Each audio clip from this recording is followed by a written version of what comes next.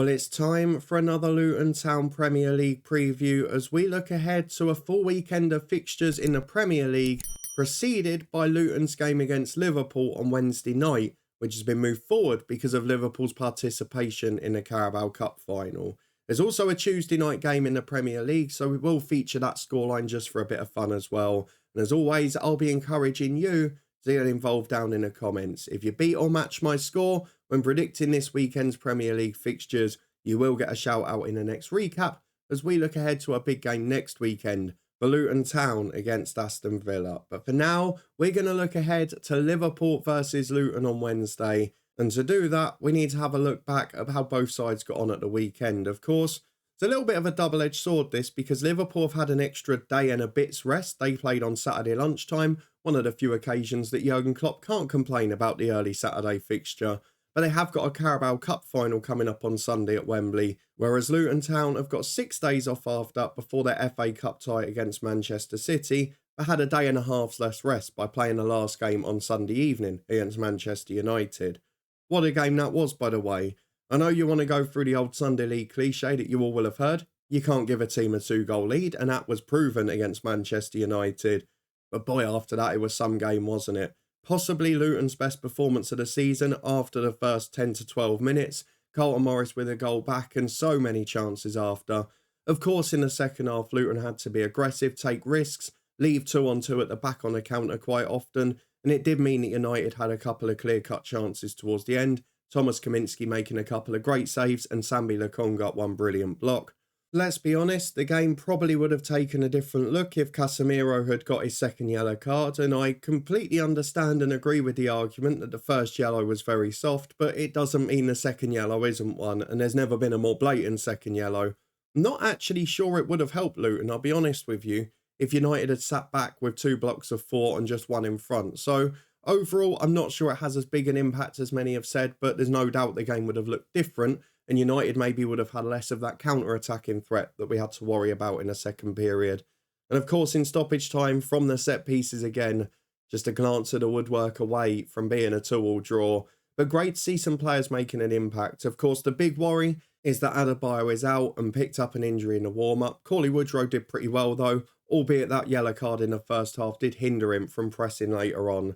But of course, if you look at the next few games, with Liverpool here on Wednesday, then City next Tuesday, I don't think he's going to be risked. It's about, can you get him fit for the Villa game potentially, but certainly from the Palace game onwards, where we've got a huge run of games against bottom half teams, particularly at Kenilworth Road. So that's where a lot of it's going to be important for me. But for now, maybe a slight change of shape at Liverpool, especially considering how high they play with their wing-backs. At the time we played Liverpool in November, another pulsating game, we did play with 2 wingers off a striker. Maybe with Morris and 2 wingers we'll be doing that again, because the likes of Chong and Townsend did impress in the time they featured on Sunday.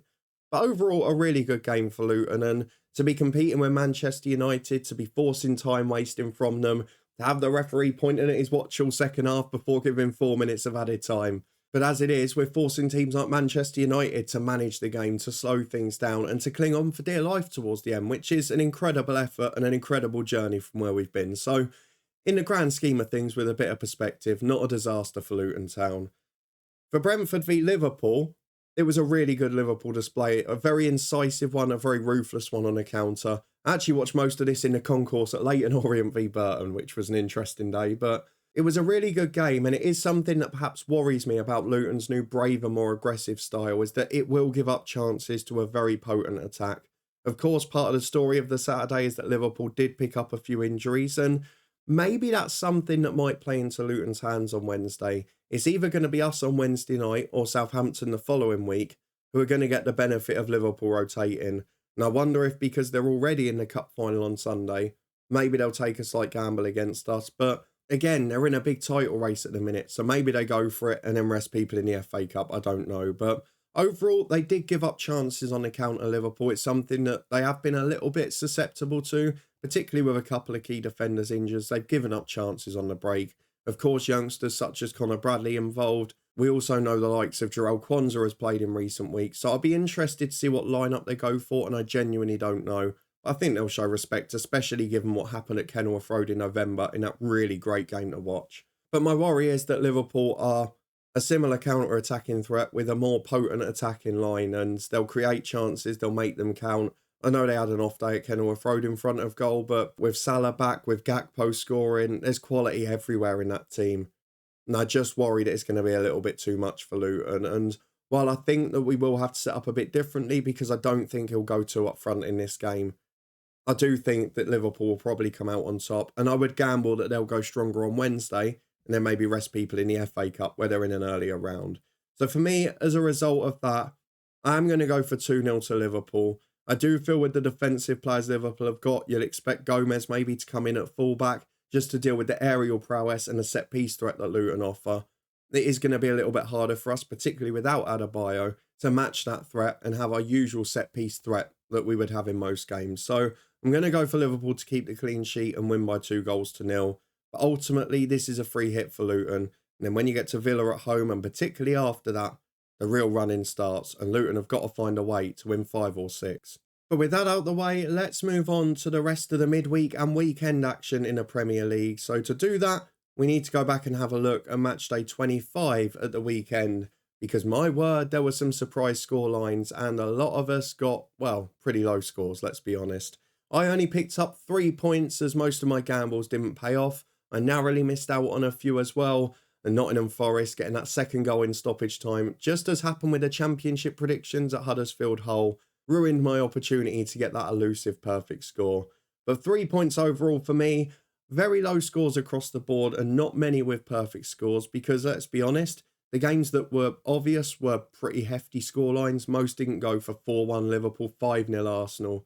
A lot of people went for more narrow scorelines, as you would. But loads of you matched or beat my score, so let me give you a shout out. On 3 points level with me, Oliveira, well done to you. 3 correct outcomes as well. Reece and Kieran, 1 above me with 4 apiece, all for correct outcomes. On 5, we've got Chris, W&G and Kurt, 3 of the regulars. You got 5 points apiece for all correct outcomes. Also on 5 was Ed and Sam, but you got a perfect score for the United win at Luton by 2-1. On 6 points, it's Steve, who got a perfect score for Aston Villa's win away at Fulham. On 7, Mello with 1 perfect score, the Newcastle 2-2 draw against Bournemouth. Lewis, the same score, only 3 correct outcomes, but 2 of them perfect scores, those United and Aston Villa. And then top of the table, flying away one of our regulars, Mitchell with 11. Big shout out to you, some effort on this week. Perfect score for Everton, perfect score for Newcastle. The 2 draws got you right. 11 points, the only man even near double figures, and an absolute brilliant effort to win the match day by 4. But with that done, we move on to match day 26. And again, I know there's a game Tuesday and Wednesday before the weekend, so don't worry if you missed those. Come and get involved. Give us your scores for the weekend. You probably still beat my score from 8 games anyway. Tonight, it's Manchester City v Brentford. I'm going to go for a 3-1 home win. I think it'll be comfortable. City missed chances against Chelsea, and Haaland won't have 2 games like that in a row. Liverpool Luton, you know, I've gone for a 2-0 home win. On to the weekend, though. Villa versus Forest. I think it'll be tight. I think Nuno will set up a bit more cautiously, but I'm going to go for Villa to win by 2-1. They have dipped a little bit at home recently, but that win at Fulham at the weekend will be a big one for them. Brighton v Everton. Now, this is tough because Brighton have started to look decent again, but you can't really judge teams on a Sheffield United game at the minute. Everton were poor against Palace for an hour or so, did have a threat late on, but they have a great record away at Brighton, and it was probably one of their best performances in the last year or two. So I'm going to go for Everton to nick it based on that by 2-1. Palace v Burnley is going to be a home win, I think, isn't it? New manager bounce. We know Roy stepped down. We know Glasner's come in. Burnley looked woeful yet again against Arsenal, and it's not the fact they're getting beat, it's the fact they're getting pummeled. So I'm going to go for Palace by 2-0. Manchester United Fulham. Again, from what we saw from United, Højlund's in form. Garnacho and Rashford are a threat on the counter. They're still susceptible in midfield, and Fulham have got a decent midfield to break through them, but I think they'll get 1 and ultimately lose. 2-1 United is my scoreline. Bournemouth City, I'm going for a thriller. I do think Bournemouth can cause City problems at the minute, and hopefully they will, because we're playing City next week in the FA Cup. I'm going to go for City to nick it by 3-2, but that obviously is based on my result for the start of the week being right. On Tuesday night, Manchester City playing Brentford. Then on Saturday, Bournemouth City. I can't take the first game into consideration. Arsenal v Newcastle, another big game at the top. Arsenal have to be favourites to win it. They're starting to win and win handsomely. We have seen though with Newcastle, particularly at the likes of PSG, they can play that defensive style if they need to. They'll slow the game down, but at the moment, they're just a little hit and miss, and I don't think they've quite got enough defensively. So I'm going to go 3-0 to Arsenal. Wolves v Sheffield United, a bit similar to when we played them last week. I actually think this is a trickier game for Wolves. We saw again at Spurs, when they're playing on the counter, they're so good at exposing space, and Gary O'Neill tactically has a great setup for those games. But breaking down a low defensive block's going to be difficult. Mason Holgate should be banned for a long time. It's a disgusting tackle. And the fact Arma Hodzic came out and said it wasn't a red card. I mean, if he genuinely believes that, he's a danger to his opponents as well. One of the worst tackles I've seen in years. Thought he was doing a Roy Keane impression on Haaland there, but I'm going to go for Wolves to win by 1-0, but I do see that as a bit of a banana skin. Then to finish off, again, for the second time this week, it's Brentford. They'll be away at West Ham. Probably tired from chasing the ball against City, where, to be fair, they do often have a counter-attacking threat. And West Ham, well out of form. I mean, the stick David Moyes gets is ridiculous, to be honest, but what a disastrous start for Calvin Phillips. What a poor month it's been for them. God, they need some creativity back in that team. I don't think it's going to be pretty, but I think they will nick a result. I'm going to go for 1-1 to finish off in matchday 26. But those are just my predictions. Do you agree or disagree with them? Let me know yours in the comments below.